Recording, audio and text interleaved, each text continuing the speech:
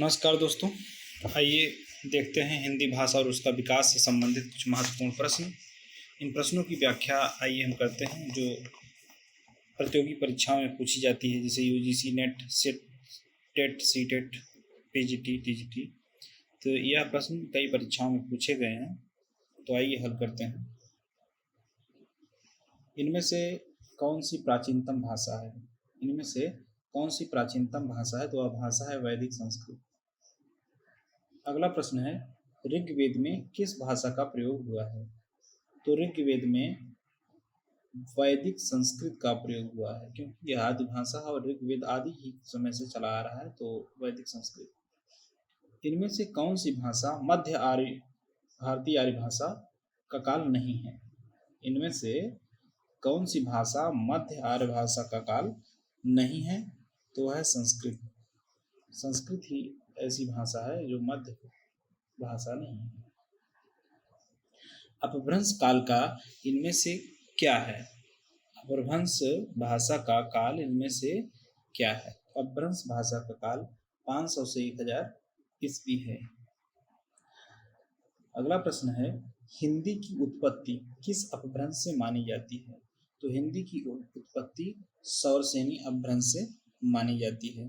सौरसेनी अपभ्रंश जो है मथुरा में बोली जाने वाली भाषा है। सौरसेनी अपभ्रंश मथुरा में बोली जाने वाली भाषा है, जिसे सूरसेन जनपद के नाम से भी जाना जाता था प्राचीन समय में। और खस भाषा पहाड़ी भाषा के रूप में बोली जाती है। खस अपभ्रंश पहाड़ी से। और ब्राचड़ अपभ्रंश सिंधी से है।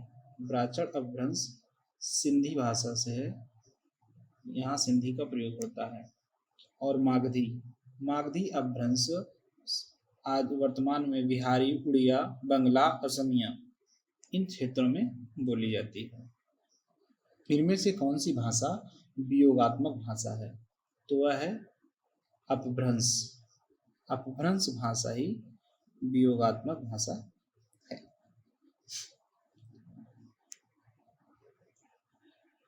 संस्कृत में किस शब्द के कुल कितने रूप विभक्ति और वचनों के आधार पर बनते हैं? तो संस्कृत में 24 शब्द रूप इसके अनुसार बनते हैं। संदेश रासक के रचयिता कौन है? तो संदेश रासक के रचयिता अब्दुल रहमान हैं। संदेश रासक के रचयिता अब्दुल रहमान हैं। अब्दुल रहमान 12वीं से 13वीं सदी के बीच पैदा हुए थे। ये जात की जुलाहा या कोरी थे। जैन साहित्य में लौकिक प्रेम काव्य की शुरुआत जैन साहित्य के अनुसार लौकिक प्रेम काव्य की शुरुआत संदेश रासक से ही माना जाता है। यह 3 प्रकरणों में विभक्त 223 छंदों का खंड काव्य है। और इनके बारे में एक खास बात यह है अब्दुल रहमान के कि भारतीय भाषा में रचित किसी इस्लामी धर्मावलंबी ने पहली बार ऐसी रचना की है, या किसी गैर हिंदू ने पहली बार ऐसी रचना की है जिसमें खड ऋतु परंपरा का पालन करते हुए वियोग के साथ संदेश का वर्णन है।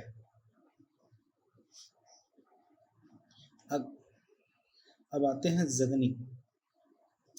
जगनिक कवि की रचना है परमाल रासु, जो आल्हा खंड में लिखी गई है। यह 36 खंडों में विभक्त है। अंतिम पद्य कृति का नाम महोबा समय दिया गया है।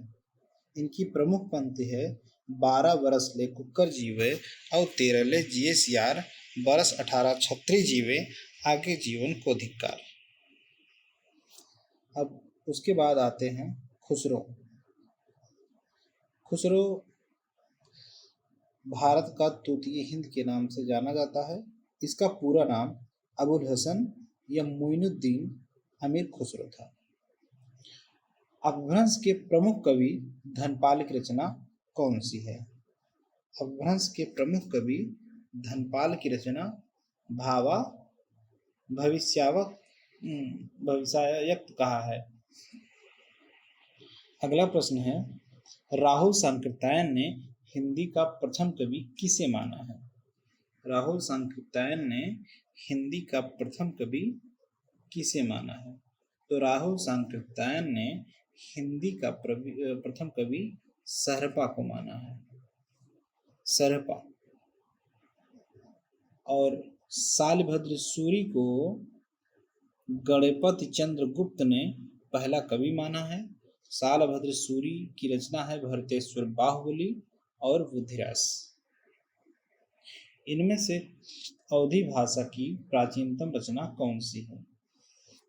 इनमें से अवधी भाषा की प्राचीनतम रचना कौन सी है? तो प्राचीनतम रचना होगी चंदायन। चंदायन 1339 में लिखी है मुल्ला दाऊद के द्वारा। मुल्ला दाऊद ने 1339 में चंदायन की रचना की। अब आती है बात चित्रावली की। तो चित्रावली 1613 में लिखी गई उस्मान के द्वारा। उस्मान गाजीपुर के कवि थे। अब आता है पद्मावत। पद्मावत मोहम्मद जायसी द्वारा लिखा गया है 1540 में। 1540 ईस्वी में पद्मावत लिखा गया मलिक मोहम्मद जायसी के द्वारा। डॉक्टर हरदेव बाहरी लिखते हैं कि पद्मावत कथा प्राकृतिक भाषा में रचित रत्नशेखर कथा में भी मिलती है, जिसकी कथा वस्तु का पद्मावत से गहरा साम्य है। पद्मावत ठेठ अवधी भाषा का प्रयोग किया गया है, जिसमें 7 अर्धालियां हैं। 7 अर्धालियां हैं और 7 अर्धालियों के बाद एक दोहा देकर कड़वक बनाया गया है। कड़वक। उसके बाद आता है रामचरितमानस। रामचरितमानस की रचना प्रातः स्मरणीय बाबा गोस्वामी तुलसीदास जी ने लिखा है। गोस्वामी तुलसीदास जी ने 1574 ईस्वी में श्री रामचरितमानस की रचना की, जिसको पूर्ण होने में 2 वर्ष 7 माह का दिन लगा, जिसमें बालकांड, अयोध्या कांड, अरण्य कांड, किष्किंधा कांड, सुंदर कांड, लंका कांड और उत्तर कांड सम्मिलित हैं। रामचरितमानस कुल 7 कांडों से मिलकर बना हुआ है। रामचरितमानस में हर जगह समन्वय की बात कही गई है। अगला प्रश्न देखते हैं। स्वामी दयानंद सरस्वती। एक प्रश्न और है चंदायन के बारे में। इसी में बताते चले चंदायन जो है 5 अर्धालियों के बाद एक दोहा रखने का विधान है। माता प्रसाद गुप्त ने लोरिक कथा की संज्ञा इसे दी है चंदायन को। स्वामी दयानंद सरस्वती ने इनमें से किसकी स्थापना की? तो स्वामी दयानंद सरस्वती ने इनमें से आर्य समाज की स्थापना की थी। आर्य समाज की स्थापना 1875 में बंबई में की गई है। बाद में इसका मुख्यालय लाहौर स्थापित कर दिया गया और दयानंद सरस्वती का नारा था वेदों की ओर लौटो। मूल नाम स्वामी दयानंद का मूल शंकर था। 1824 में गुजरात में मौरवी नामक स्थान पर इनका जन्म होता है। इनके बारे में एक अंग्रेज लेखक है वैलेंटाइन चिरोल। उसने अपनी पुस्तक इंडियन अर्नेस्ट में लिखा कि आर्य समाज को भारतीय अशांति का जन्मदाता माना जाता है। आर्य समाज को भारतीय अशांति का जन्मदाता माना जाता है। उसकी पुस्तक थी इंडियन अर्नेस्ट।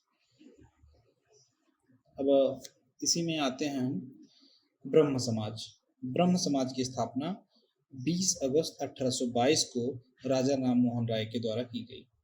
1821 में राजा राम मोहन राय ने संवाद कौमुदी प्रज्ञाचंद का एक लेख प्रकाशित किया था। फिर आते हैं हम प्रार्थना समाज पर। प्रार्थना समाज की स्थापना 1867 में महादेव प्रसाद और गोविंद रानाडे के आत्माराम पांडुरंग और गोविंद रानाडे के साथ हुआ। गोविंद रानाडे को महाराष्ट्र का सुकरात कहा जाता है। फिर आता है रामकृष्ण मिशन। रामकृष्ण मिशन की स्थापना स्वामी विवेकानंद ने की थी। स्वामी विवेकानंद को विवेकानंद नाम खेतड़ी के महाराजा ने दिया था। जो उनका पूर्ण नाम नरेंद्र दत्त था। नरेंद्र दत्त नाम हटाकर विवेकानंद रखा। 11 सितंबर 1893 को शिकागो धर्म सम्मेलन में स्वामी विवेकानंद ने भारतीय धर्म का प्रतिनिधित्व किया था। अगला प्रश्न है 84 वैष्णव वार्ता किस भाषा में लिखी गई है? तो 84 वैष्णव वार्ता ब्रज भाषा में लिखी गई है। साथियों, आपका यह कीमती वक्त देने के लिए आपको बहुत बहुत धन्यवाद। कृपया हमें सपोर्ट करें।